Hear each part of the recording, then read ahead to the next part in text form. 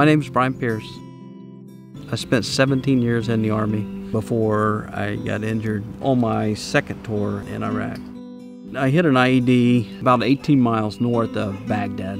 I had one piece of shrapnel that traveled up the backside of my body and penetrated my skull. When they pulled the shrapnel out, it severed the optical nerve in several places.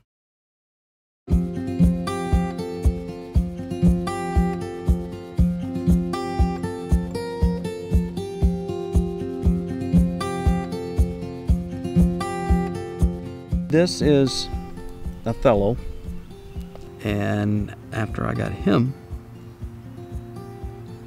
it gave me a whole new purpose in life. It costs over $50,000 to breed, raise, and train guide dogs. And that's an amazing thing because we actually give these dogs to their recipients for free. America's Vet Dogs relies solely on individual donations, so we are very grateful that VSP Vision Care has decided to make a generous donation to Vet Dogs. I wouldn't have him if it wasn't for them, and I wouldn't be able to go and do the things that I go and do and enjoy every day. It was a godsend. With the support of more than 66 million VSP members in the U.S., we're excited to make a difference in the life of a veteran.